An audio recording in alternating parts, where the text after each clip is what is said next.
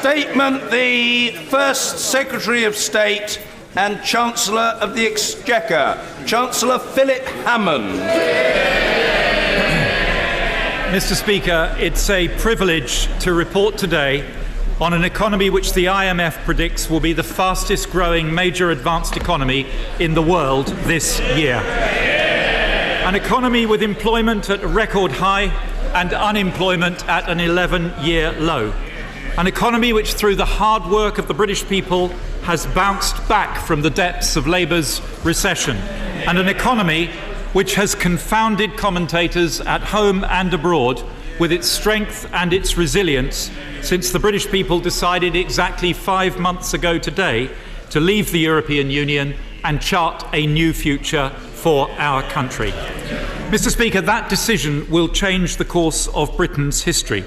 It has thrown into sharp relief the fundamental strengths of the British economy that will ensure our future success. The global reach of our services industries, the strength of our science and high-tech manufacturing base, and the cutting-edge British businesses that are leading the world in disruptive technologies. But it's a decision that also makes more urgent than ever the need to tackle our economy's long-term weaknesses, like the productivity gap, the housing challenge, and the damaging imbalance in economic growth and prosperity across our country.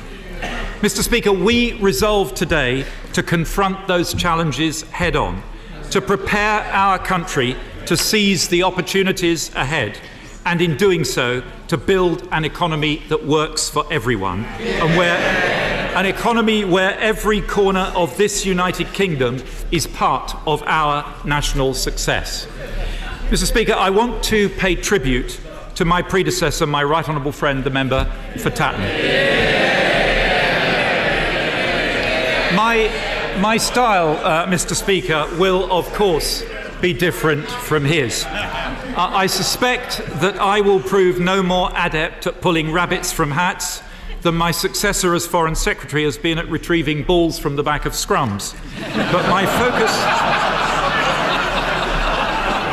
my focus on building Britain's long-term future will be the same. He took over an economy on the brink of collapse, with the highest budget deficit in our post-war history, and brought it down by 2/3. That is a record of which he can be proud. But times have moved on, and our task now is to prepare our economy to be resilient as we exit the EU and match fit for the transition that will follow. So we will maintain our commitment to fiscal discipline while recognising the need for investment to drive productivity and fiscal headroom to support the economy through the transition. Mr. Speaker, let me turn now to the forecasts. Since 2010, the Office for Budget Responsibility has provided an independent economic and fiscal forecast to which the government must respond. Gone are the days when the Chancellor could mark his own homework. And I thank Robert Choate and his team for their hard work. Today's OBR forecast is for growth to be 2.1% in 2016, higher than forecast in March.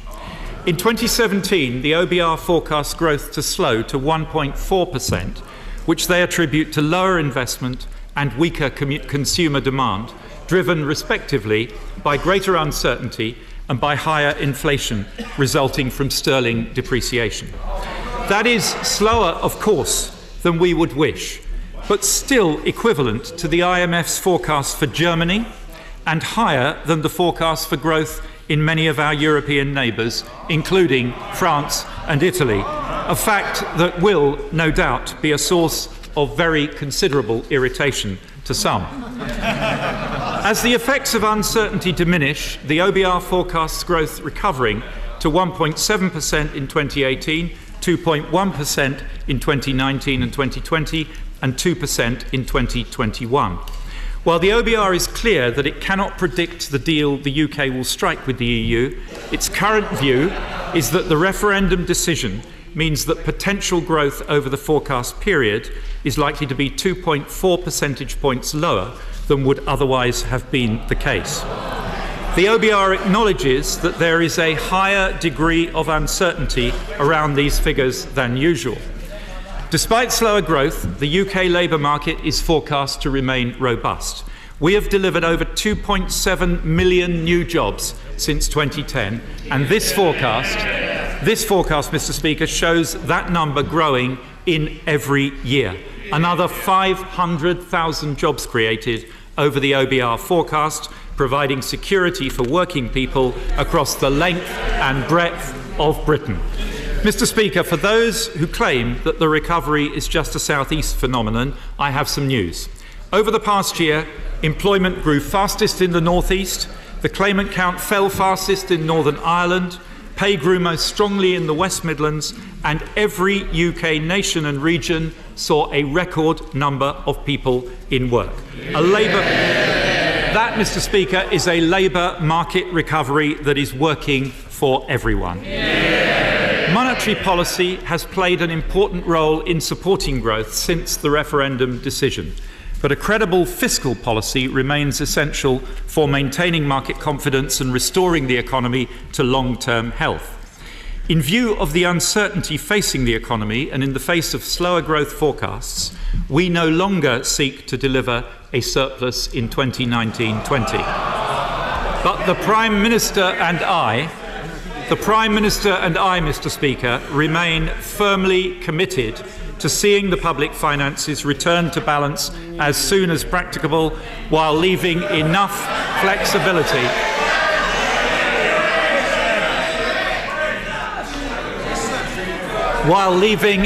flexibility to support the economy in the near term.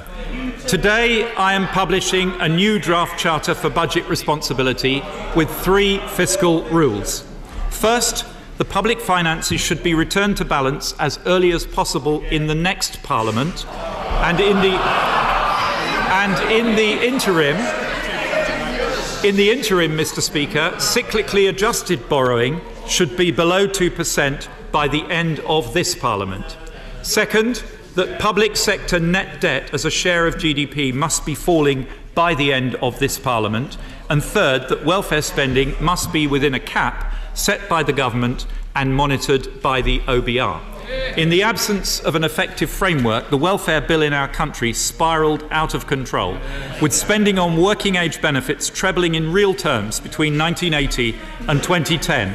As a result of the action that we've taken since 2010, that spending has now stabilised, and the cap I'm announcing today takes into account the policy changes made since the last budget, setting a realistic baseline reflecting all announced welfare policies, and I confirm again today that the government has no plans to introduce further welfare savings measures in this Parliament beyond those already announced. I now turn, Mr. Speaker, to the OBR's fiscal forecasts, but first I will set out the key drivers of changes since the budget.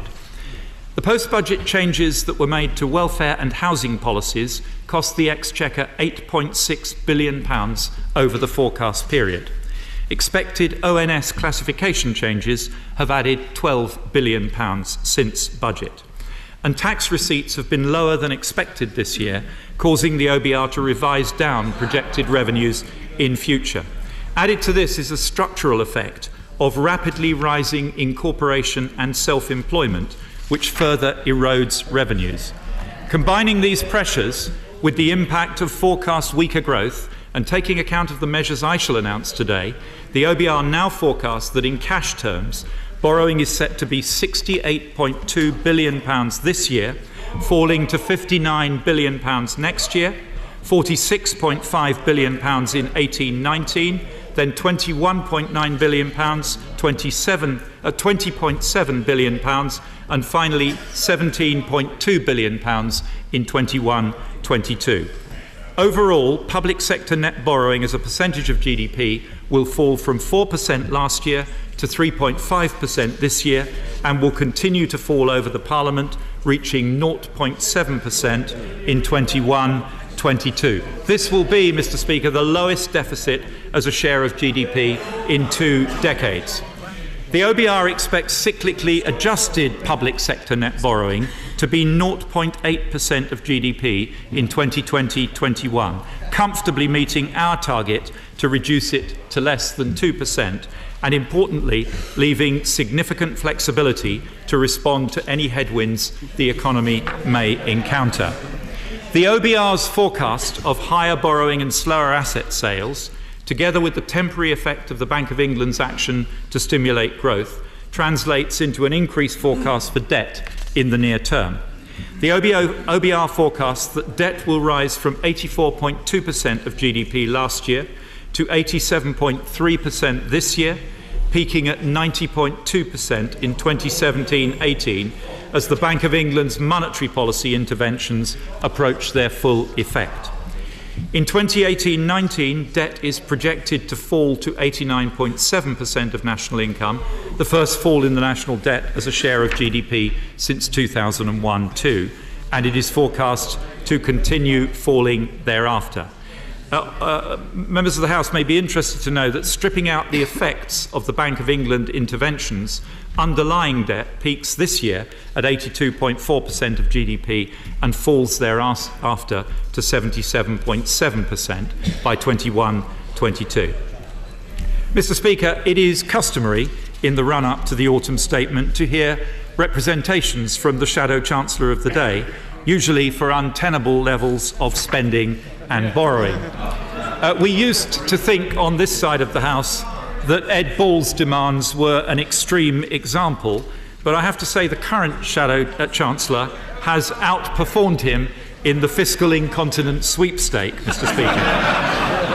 What we don't know, of course, is whether he can also dance. I have received some... He can. Good. Good. A second career awaits him, Mr. Speaker.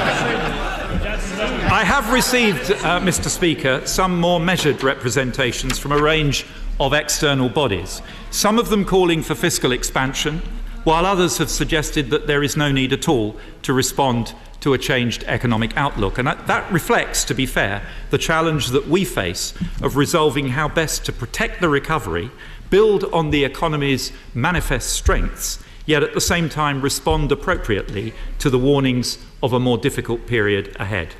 But with our debt forecast to peak at over 90% next year and a deficit this year of 3.5%, I have reached my own judgment.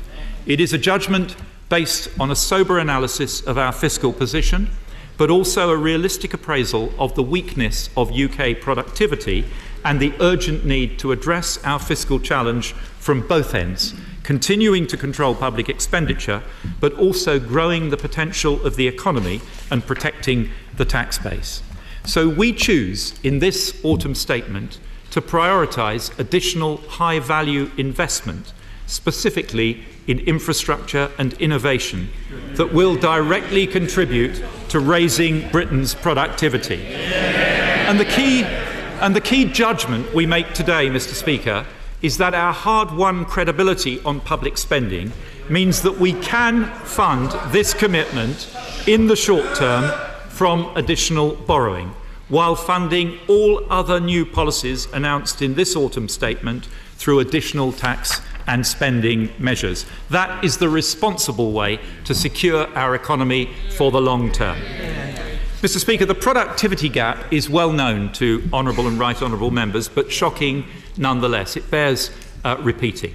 We lag the US and Germany by some 30 percentage points in productivity, but we also lag France by over 20 points and Italy by 8 points, which means in the real world it takes a German worker 4 days to produce what we make in 5.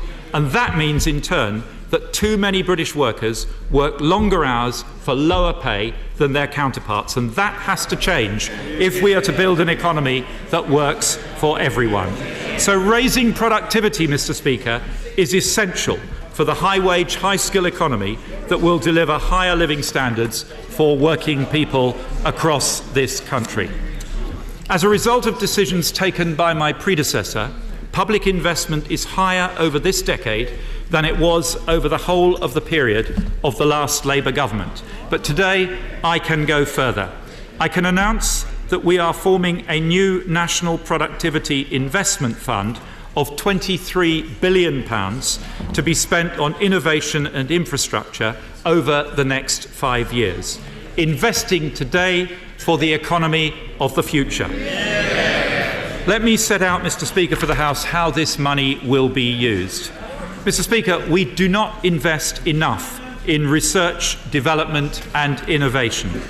As the pace of technology advances and competition from the rest of the world increases, we must build on our strengths in science and tech innovation to ensure that the next generation of discoveries is not only made here, but is also developed and produced in Britain. So today I can confirm the additional investment in R&D rising to an extra £2 billion per year by 2021, announced by my right honourable friend the Prime Minister on Monday. Mr. Speaker, economically productive infrastructure directly benefits businesses, but families too rely on roads, rail, telecoms and especially housing. We've made good progress, with the number of new homes being built last year hitting an 8-year high. But for too many, the goal of home ownership remains out of reach. In October, my right honourable friend, the Communities Secretary, launched the £3 billion Home Builders Fund to unlock over 200,000 homes and up to £2 billion to accelerate construction on public sector land. But we must go further still. The challenge of delivering the housing we so desperately need in the places where it is currently least affordable is not, of course, a new one, but the effect of unaffordable housing on our nation's productivity makes it an urgent one. My right honourable friend, the Communities Secretary, will bring forward a housing white paper in due course addressing these long-term challenges. But in the meantime, we can take further steps. One of the biggest objections to housing development, as honourable and right honourable members will know from their own constituencies, is often the impact on local infrastructure. So we will focus government infrastructure investment to unlock land for housing, with a new £2.3 billion housing infrastructure fund to deliver infrastructure for up to 100,000 new homes in areas of high demand. And to provide affordable housing that supports a wide range of need, we will invest a further £1.4 billion to deliver 40,000 additional affordable homes. And I will also relax restrictions on government grant to allow providers to deliver a wider range of housing types. I can also announce a large-scale regional pilot of right to buy for housing association tenants and continued support for home ownership through the Help to Buy equity loan scheme and the Help to Buy ISA. Mr. Speaker, this package means that over the course of this Parliament, the Government expects to more than double, in real terms, annual capital spending on housing. Coupled with our resolve to tackle the long-term challenges of land supply, this commitment to housing delivery represents a step change in our ambition to increase the supply of homes for sale and for rent, to deliver a housing market that works for everyone. Mr. Speaker, reliable transport networks are essential to growth and productivity. So this autumn statement commits significant additional funding to help keep Britain moving now and to invest in the transport networks and vehicles of the future. I will commit an additional £1.1 billion of investment in English local transport networks, where small investments can often offer big wins.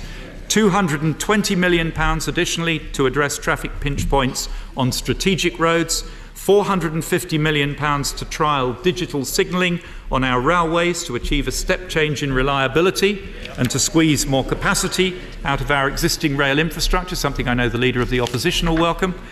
And finally, Mr. Speaker, £390 million to build on our competitive advantage in low-emission vehicles and the development of connected autonomous vehicles, plus 100% first-year capital allowance for the installation of electric vehicle charging infrastructure.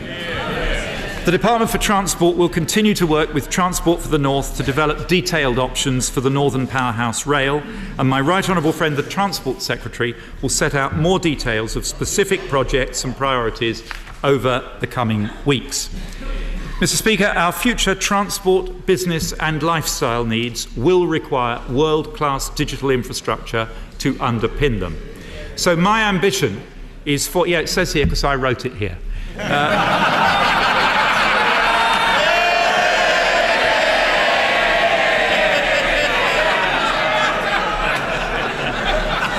So my ambition, Mr. Speaker, is for the UK to be a world leader in 5G. That means a full fibre network, a step change in speed, security and reliability. So we will invest over £1 billion in our digital infrastructure to catalyse private investment in fibre networks and to support 5G trials.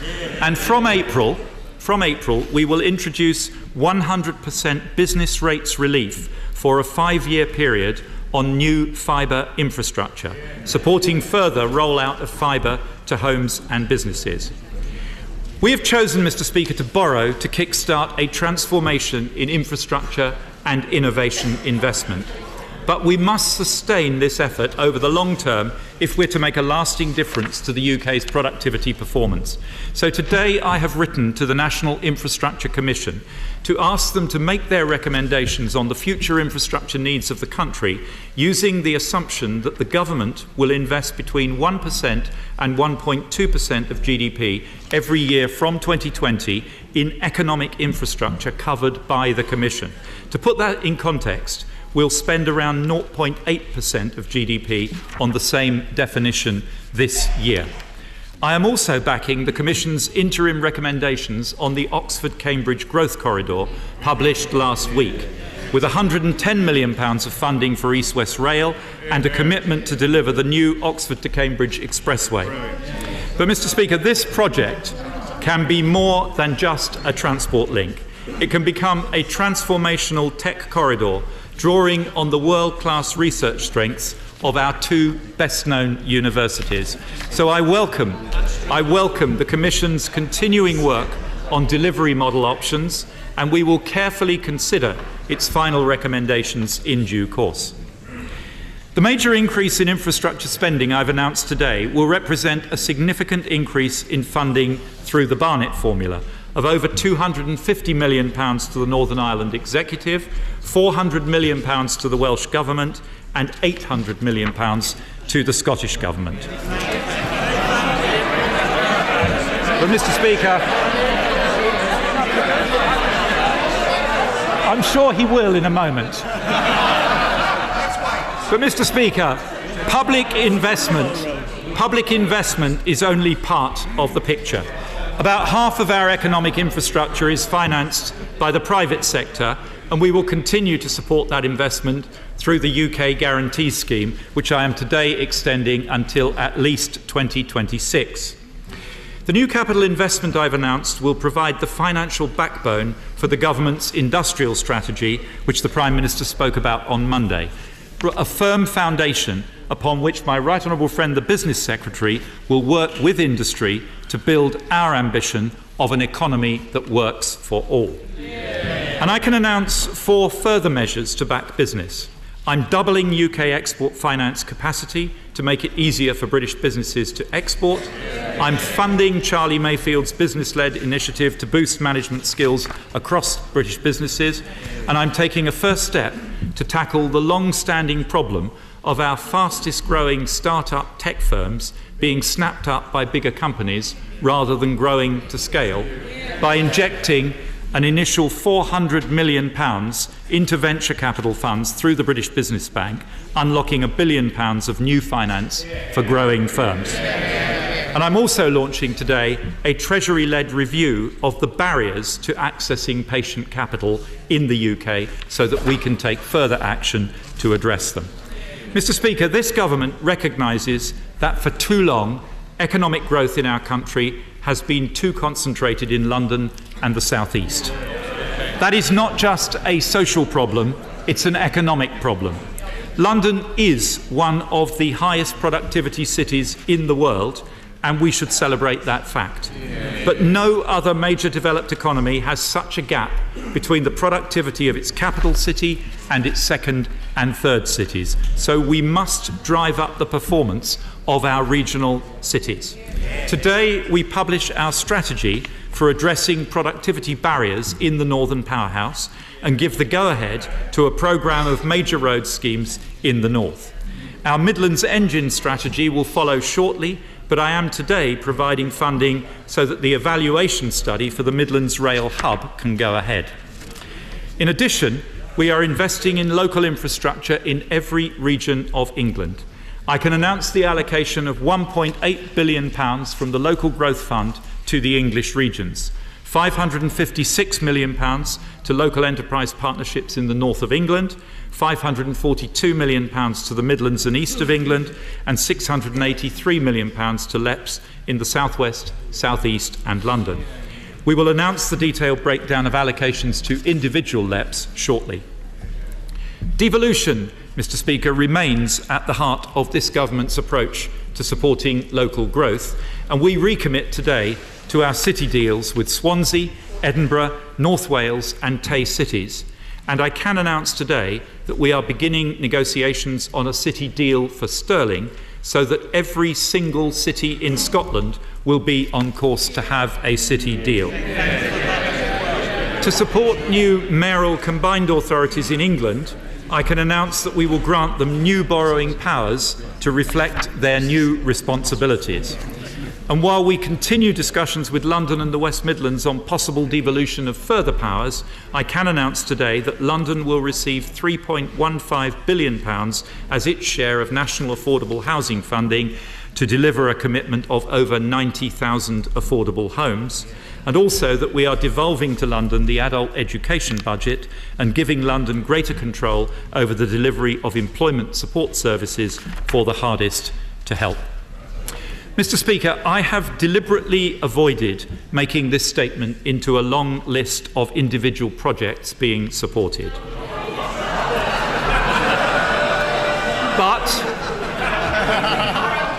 But I am going to make one exception. I will act today with just 7 days to spare to save one of the UK's most important historic houses, Wentworth Woodhouse near Rotherham. It is said to be the inspiration for Pemberley in Jane Austen's Pride and Prejudice. But in 1946, in an extraordinary act of cultural vandalism, the then Labour government authorised extensive open-cast coal mining virtually up to the front door of this precious property. Perhaps, Mr. Speaker, that's Labour's idea of a northern powerhouse. Wentworth Woodhouse is now at critical risk of being lost to future house. It sounds very interesting indeed. Chancellor. Wentworth Woodhouse, Mr. Speaker, is now at critical risk of being lost to future generations.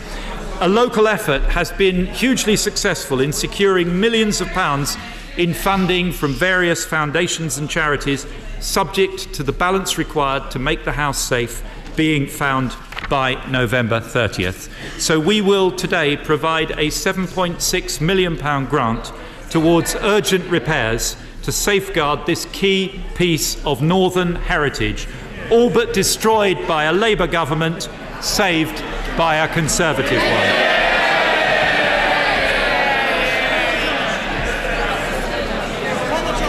I can also, Mr.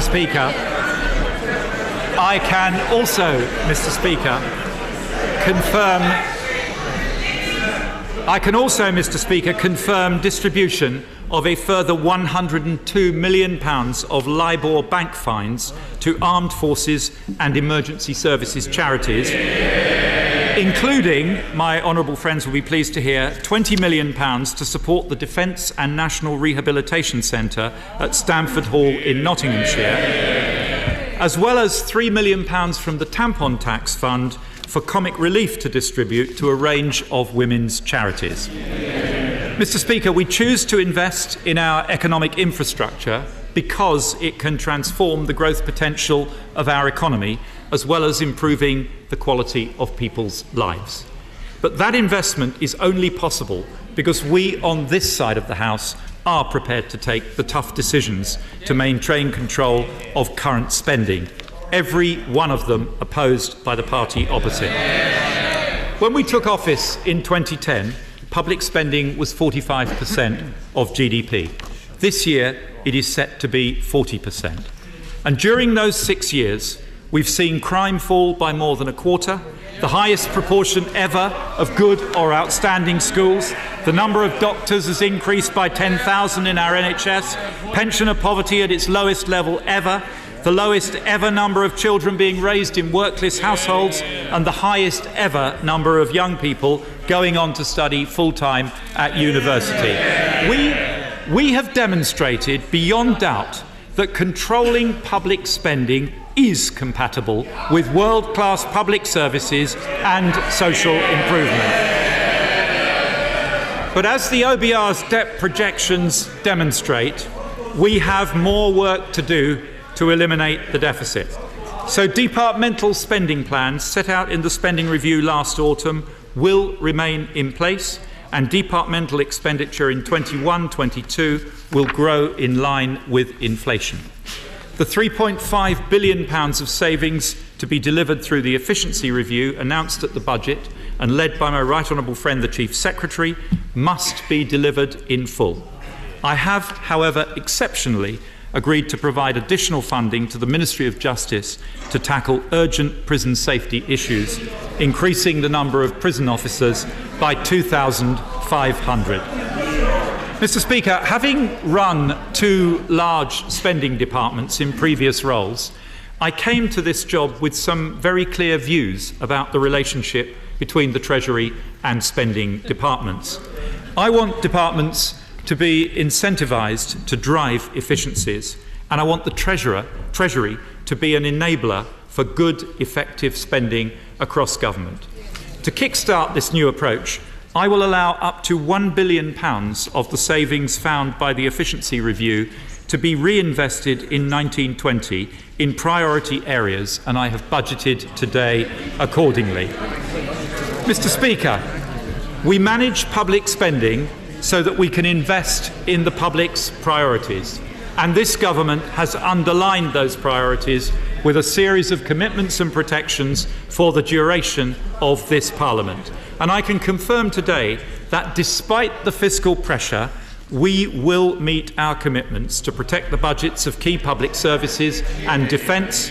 We will keep our promise to the world's poorest through our overseas aid budget, and we will meet our pledge to our country's pensioners through the triple lock. But as we look ahead to the next Parliament, we will need to ensure that we tackle the challenges of rising longevity and fiscal sustainability. And so the government will review public spending priorities and other commitments for the next Parliament in light of the evolving fiscal position at the next spending review. Mr. Speaker, I now turn to taxation. Since 2010, this government has put a business-led recovery at the heart of our plan. We've cut corporation tax from 28% to 20%, sending the message that Britain is open for business. The additional investment in productivity and infrastructure that I've announced today underscores that message, and the raft of investments in the UK announced since the referendum by SoftBank, Glaxo, Nissan, Google and Apple, amongst others, confirms it. My priority as Chancellor is to ensure that Britain remains the #1 destination for business, creating the investment, the jobs and the prosperity to protect our long-term future. I know how much business values certainty and stability, and so I confirm today that we will stick to the business tax roadmap that we set out in March. Corporation tax will fall to 17%, by far the lowest overall rate of corporate tax in the G20. We will deliver the commitments we have made to the oil and gas sector. The carbon price support will continue to be capped out to 2020, and we will implement the business rates reduction package worth £6.7 billion. And I can also confirm today that, having consulted further, my right honourable friend the Communities Secretary will lower the transitional relief cap from 45% next year to 43% and from 50% to 32% the year after. That's complicated, but it's good news.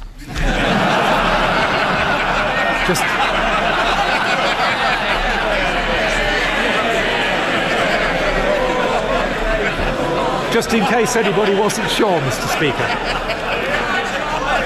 And I will also increase the rural rate relief to 100%, giving small businesses in rural areas a tax break worth up to £2,900 per year. But, Mr. Speaker, in return for these highly competitive tax rates, the tax base must be sustainable. From April 2017, we will align the employee and employer national insurance thresholds at £157 per week. There will be no cost to employees, and the maximum cost to business will be an annual £7.18 per employee. Insurance premium tax in this country is lower than in many other European countries and half the rate of VAT. In order to raise revenue, which is required to fund the spending commitments I am making today, it will rise from 10% currently to 12% from next June. At the same time, I can confirm that the government's commitment to legislate next year to end the compensation culture surrounding whiplash claims, a major area of insurance fraud, and that will save drivers an average of £40 on their annual premiums. Mr. Speaker, technological progress is changing the way people live and the way they work. The tax system needs to keep pace.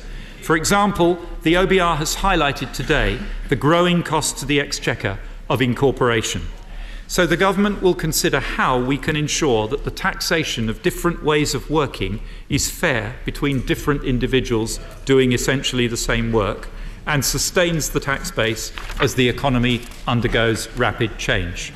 We will consult in due course on any proposed changes.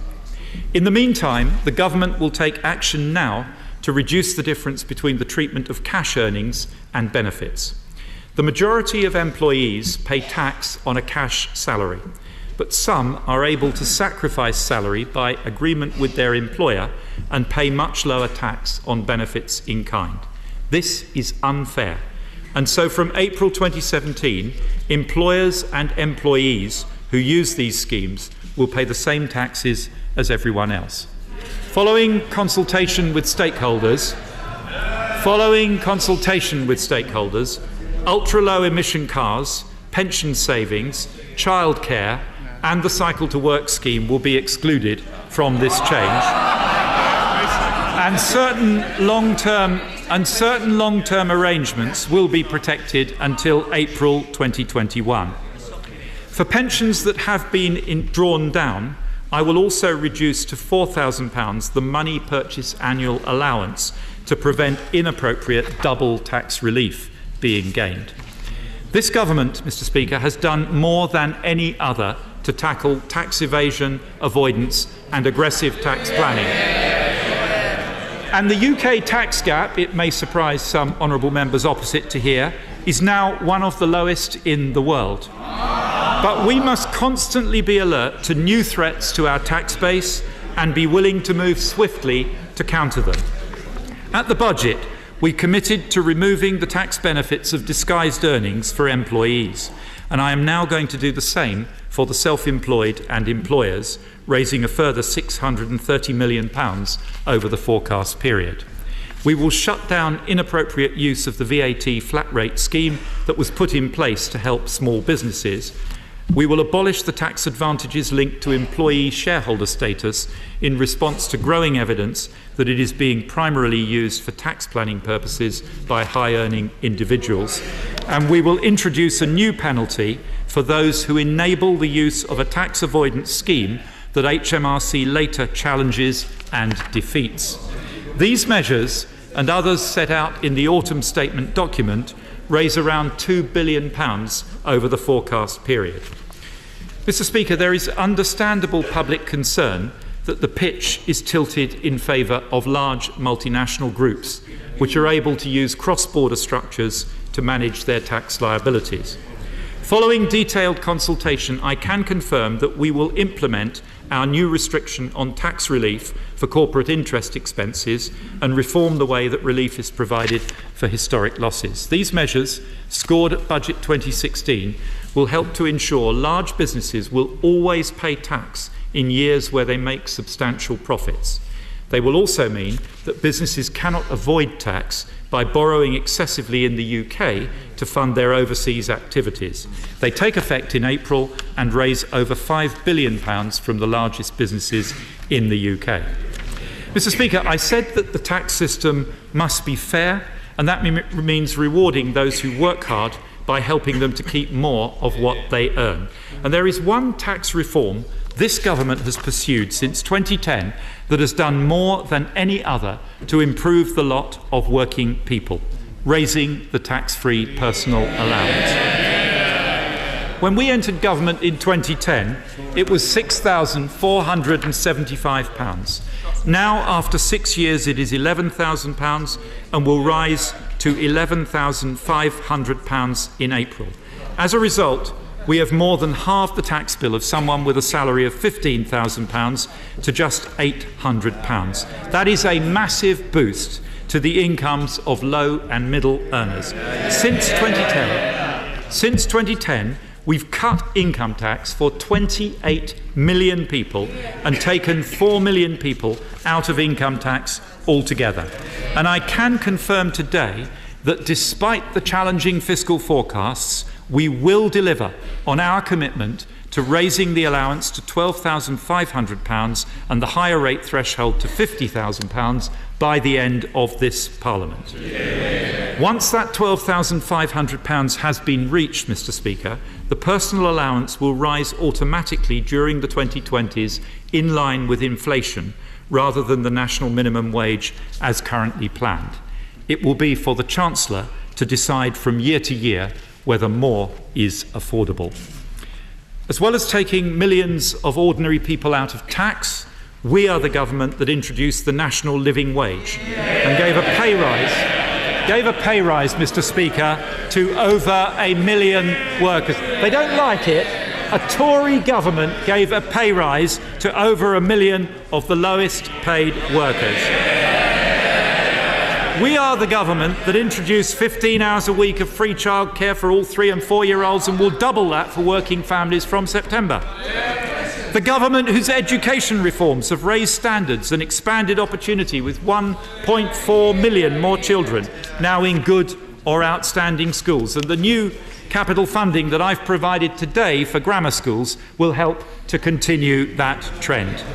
And we, Mr. Speaker, are the government that pledged to invest in our NHS, and we are delivering on that promise, backing the NHS 5-year forward view plan for the future with £10 billion of additional funding by the end of 2020-2021. But we recognise that more needs to be done to help families make ends meet and to ensure every household has opportunities to prosper. So today I can announce that the national living wage will increase from £7.20 to £7.50 in April next year.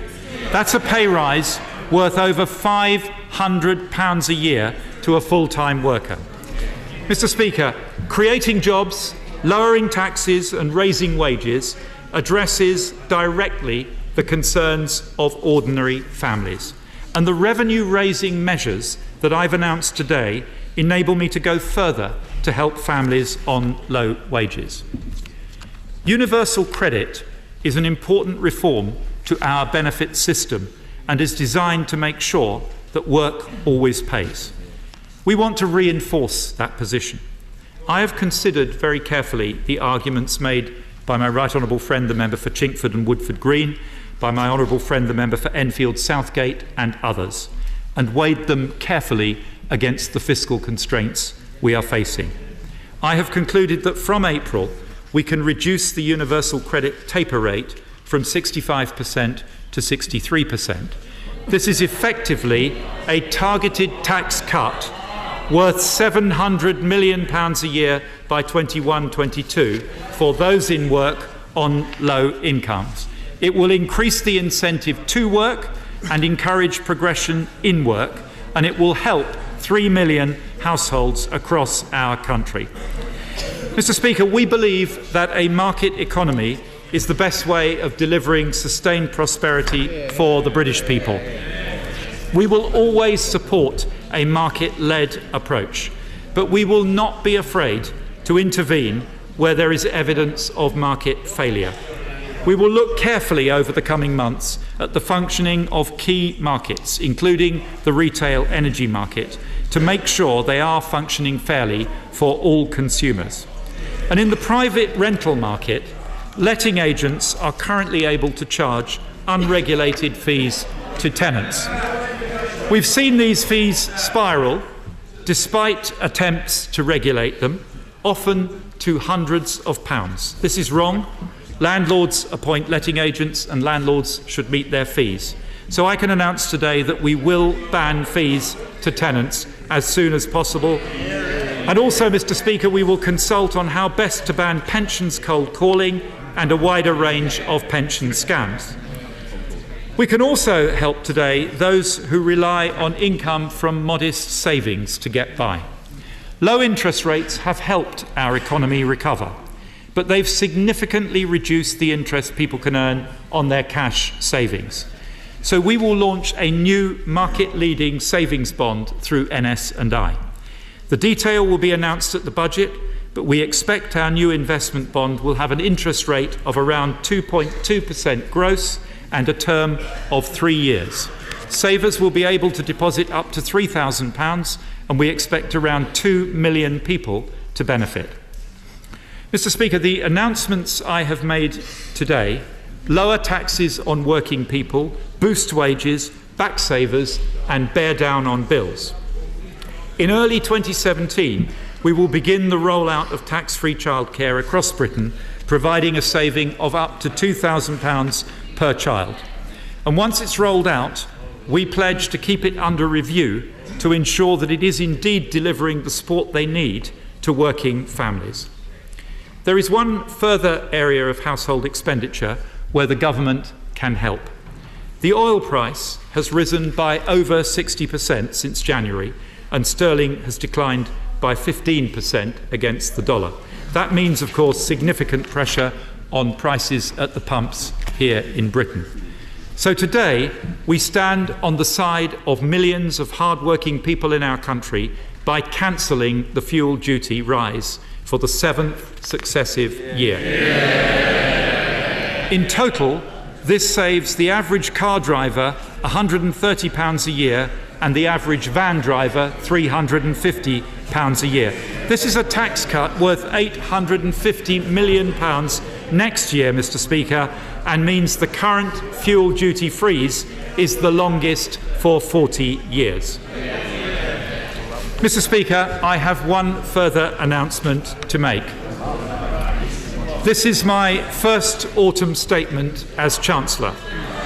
After careful consideration and detailed discussion with the Prime Minister, I have decided that it will also be my last. Mr. Speaker, I am abolishing the autumn statement.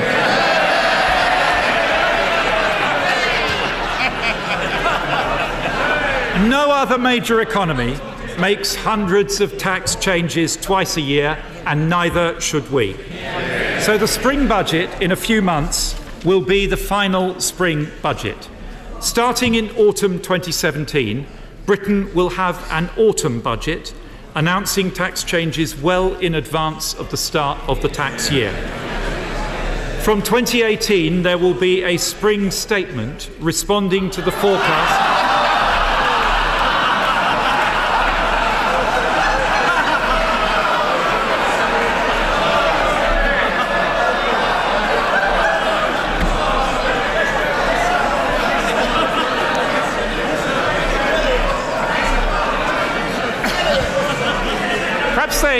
Perhaps they should have read their briefing, Mr. Speaker. A great state of emotion. Some people are very easily humoured. I'm glad to see they're so humoured. But we must hear the Chancellor. Chancellor. Perhaps they should have read their briefing, Mr. Speaker, because they might remember that Parliament has mandated the Office of Budget Responsibility to produce a report to Parliament twice a year and has mandated the government to reply to it. So from 2018, there will be a spring statement responding to the forecast from the OBR, but no major fiscal event.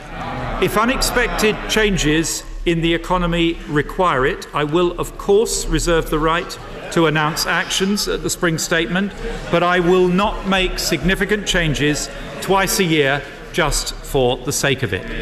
This change will allow for greater parliamentary scrutiny of budget measures ahead of their implementation.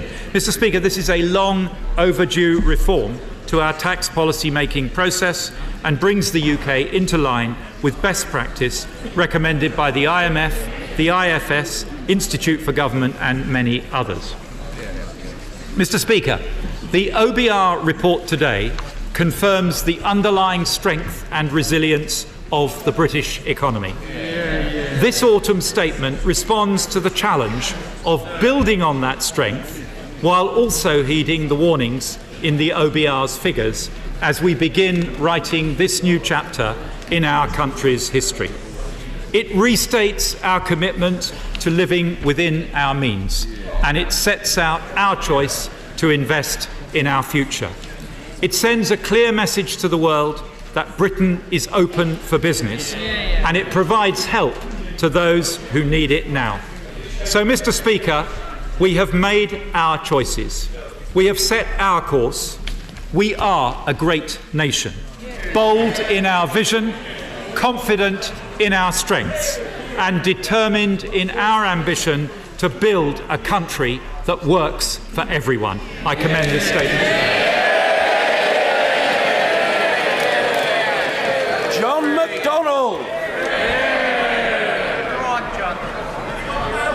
This morning, Mr. Speaker, this morning we've heard the verdict from the trial following the tragic murder of Joe Cox.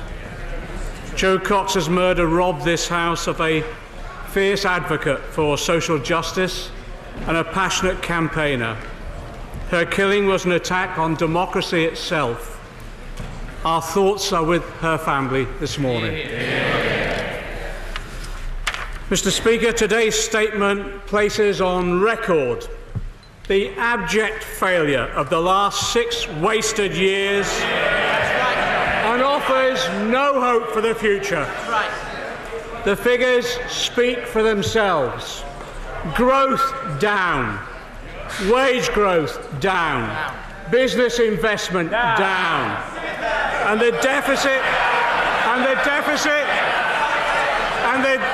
their own deficit target failed.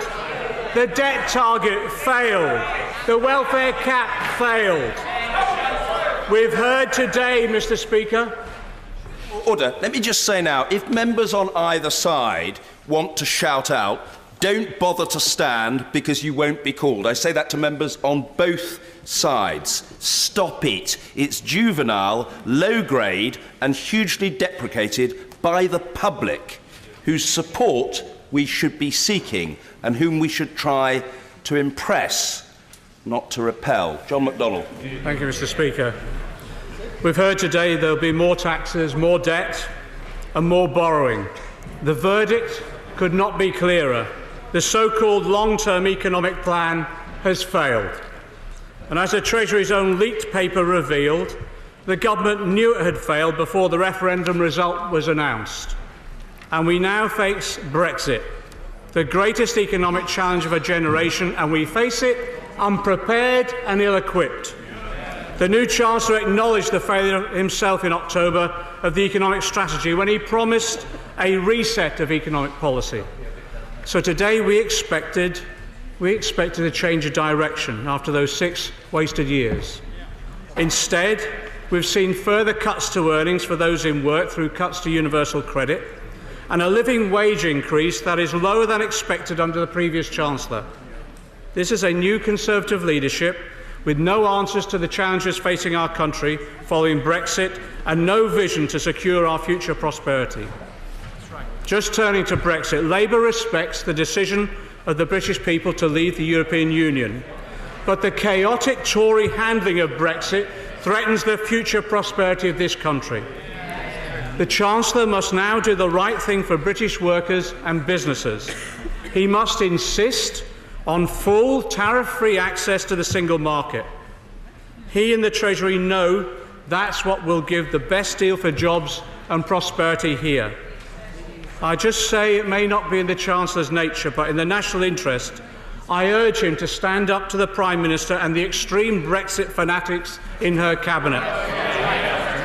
If he stands up for British businesses and jobs in fighting for single market access, he will have our full support. But after 6 wasted years, wages are still lower than 2008. Self-employed people are on average paid less than a generation ago. 6 million people are earning less than the living wage. Too many people are having to worry about buying school uniforms, affording a family holiday, or even just paying the rent or mortgage. We've had a month of briefing from the party opposite on those people who are called just about managing, the jams. To the party opposite, these people are just an electoral demographic. To us, they're our friends, our neighbours, and the people we represent. Let me tell you what they are, why they are just managing. Why are they just managing? It's the results of Tories imposing austerity on an economy that couldn't bear the strain. We've seen productivity stagnate, but there's nothing in this autumn statement on the scale needed to overturn those 6 wasted years. If the Chancellor really wants to make a fair tax system as well, he can start by bringing back the 50p rate for the very richest in our country. And it is familiar, hollow rhetoric from the Tories on tax avoidance when they've cut the resources at HMRC, the very people there staffed to collect the taxes themselves. Resources available to HMRC today are 40% less than they were in 2000. The Chancellor has frozen in-work benefits at a time when food prices are rising and we don't expect wages to keep up. We need an economy that is fundamentally more prosperous and where that prosperity is, yes, shared by all. The increase in the national living wage announced today are actually lower than expected and leave the poorest paid workers still earning less than they need to live on. So I ask the Chancellor to adopt a real living wage level, as Labour has pledged to do, and abandon his predecessor's empty rhetoric. Regrettably, the Chancellor is still going ahead with some of the cuts to universal credit. Thanks to the pressure, and I pay tribute to those MPs on all sides of the House who've campaigned on this issue, thanks to that pressure, he's offering to soften the blow. We do not want the blow softened, we want it lifted altogether. Today's changes will leave a single parent on average at least £2,300 worse off. These are the very people who are working hard to deliver for their families, and the government is betraying them. As for the people with disabilities put through the ordeal of the discredited work capability assessment, who are trying to get themselves ready to return to work just about managing, they still remain in the Chancellor's firing line, cutting £30 a week from the support that these disabled people receive. It is scandalous in our society. Those who are just about managing also rely upon our public services. They send their children to local schools. They depend on their local hospital. They rely on their council services like cleaning the streets, tending to their parks and playgrounds, and opening their libraries. But the reality is, after 6 wasted years, our public services are just not managing. Today, the childcare that parents rely upon remains underfunded, as the Public Accounts Committee has reported, and it will remain underfunded even after the announcements today. I want to pay tribute as well to the honourable members for Swansea East and Erith and Thamesmead for their important work in bringing the issue of child burial fees to the public attention. And I ask the government to do the right thing on child burial fees and reconsider making funding available for families in these desperate circumstances. Councillors from all political parties are reporting that they are at a tipping point in the provision of social care.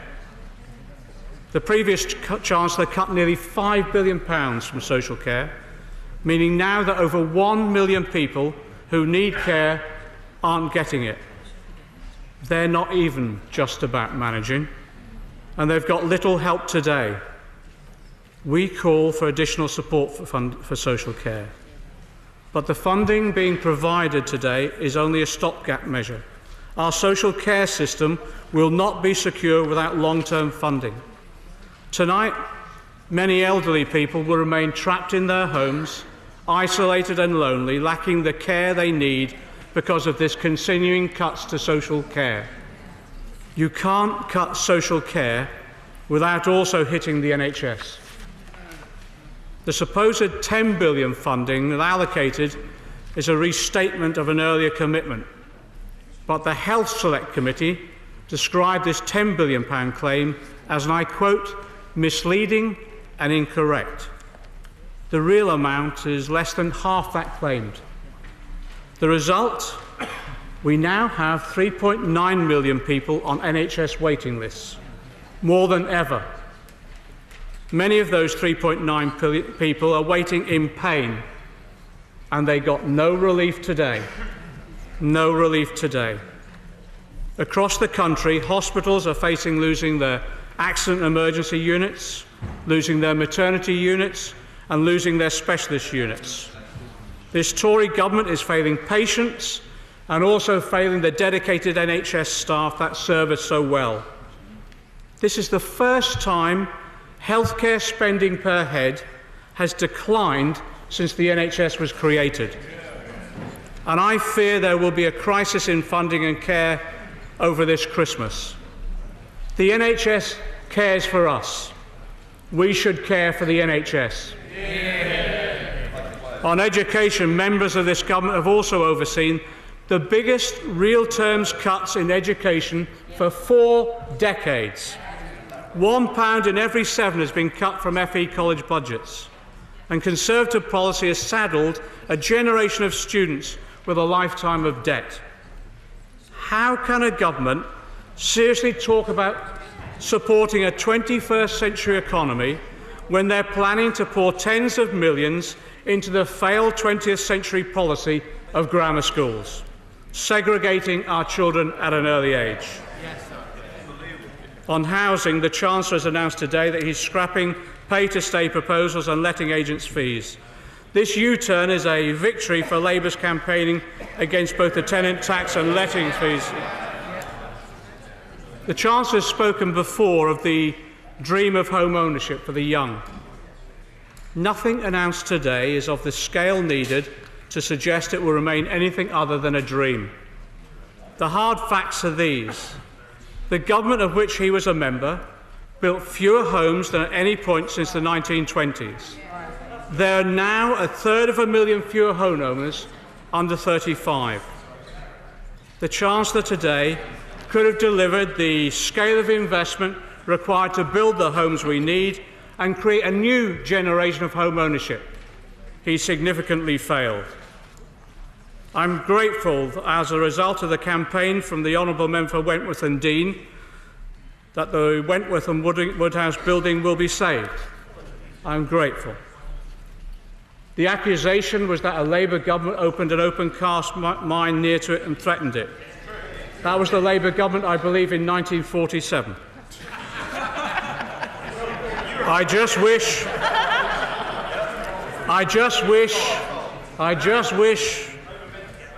some of the policies pursued by Tory governments since the 1950s could be reversed so easily.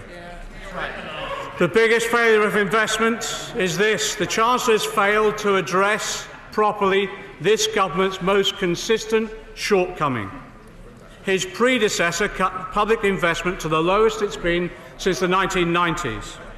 Instead of delivering the ambitious investment this economy needs across the whole country, the Chancellor has failed to recognise the scale of the challenge today. He also risked repeating the mistakes from last year with the National Flood Resilience Plan, failing to provide the protection our communities need. Just 1 in 5 of the projects in the investment pipeline are under construction. and there are £82 billion of shovel-ready projects still delayed. The infrastructure gap between London and the rest remains unbridged. London was scheduled to receive 12 times the public investment per head of the North East of England. But the £1.1 billion of investment in transport is a re-announcement. The Oxford to Cambridge rail link is significantly delayed against Network Rail's original planned completion date of March 2019. There are just no new ideas here, just a promise to deliver what they previously failed to deliver on. This is press release policy making and not provision. And all we need now is the return of the high-vis jacket. The fourth industrial revolution will not be delivered. The fourth industrial revolution will not be delivered on delays, on old news and re-announcements. At last, the government has realised its mistake and now talk about an industrial strategy, words that ministers refused to even refer to in the past. But it isn't enough just to change a few ministerial titles. The government and the Chancellor need to deliver. But we've yet to see the proposed Green Paper on industrial strategy that was promised over the summer. The same government that now talks also up high-tech investment oversaw a £1 billion cut in real terms to science funding in the last Parliament. The OECD recommends that developed countries should be spending 3% of GDP on science. And what we've heard today, the new spending will lift our expenditure from 1.7% of GDP to a mere 1.8%. And it's the same familiar story for business. The Chancellor is continuing the race to the bottom on corporation tax.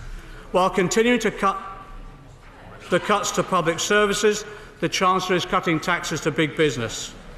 We know it's not the headline tax rates that encourage long-term investment from businesses. Business investment has been revised down every year under this government. What encourages business investment is knowing they have access to skilled workers, to world-class infrastructure and to major markets. Today's grim economic forecasts show the challenge ahead. The Chancellor admitted over the summer that it was time for a change of course. He has now had to abandon his government's fiscal charter with its failed hard surplus target. Labour warned that a hard surplus target lacks the flexibility to adapt to economic circumstances and the capacity to allow investment. The Chancellor's U-turn today demonstrates just how right we've been over this last year.